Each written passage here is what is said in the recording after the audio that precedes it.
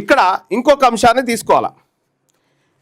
ఇంకా అత్యంత భారీ స్కామ్ ఇప్పుడు బయటకు వస్తుంది చూడండి. మొత్తం తెలంగాణ రాష్ట్రంలో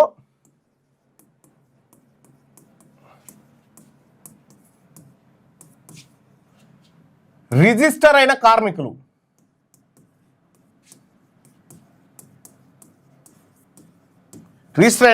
ఎంతమంది అంటే 2022 నాటికి 12,13,696 మంది కార్మికులు.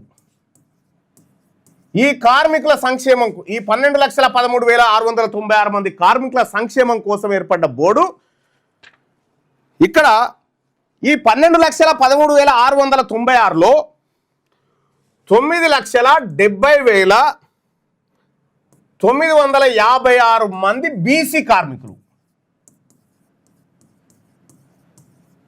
బీసీ కార్మికులు 9,70,956 మంది బీసీ కార్మికులు. ఇప్పుడు ఒక్కొక్క బీసీ కార్మికునికి రావాల్సినటువంటి సొమ్ము ఎంత అంటే 21,075 రూపాయలు రావాలి. 21,075 రూపాయలు రావాలి. కానీ బీసీ కార్మికులు రావాల్సినటువంటి సొమ్ములోంచి 1,564 కోట్లు దొంగతనంగా ఈ రాష్ట్ర ప్రభుత్వం దాచుకుంది. దొంగతనంగా కార్మికుల చెమటను, కార్మికుల రక్తాన్ని దోసుకుంది. 1,564 కోట్లు ఓన్లీ బీసీ కార్మికులే.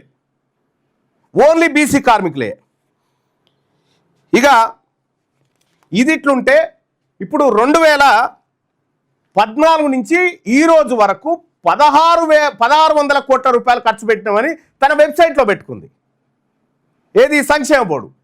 ఏం ఖర్చు పెట్టిర్రా అని ఎంక్వైరీ చేస్తే ఈ కార్మికులకు ఇన్సూరెన్స్ కట్టడం కోసం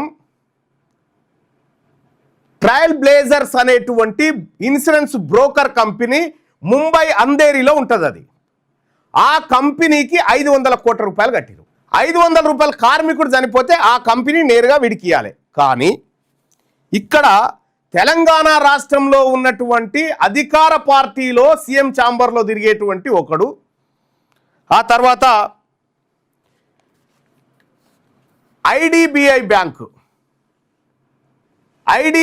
బ్యాంకు ప్రతినిధులు, రెవెన్యూ సిబ్బంది, ఈ ముగ్గురు కుమ్మక్కై 1,000 కోట్ల రూపాయల సొమ్ము కొల్లగొట్టిరు.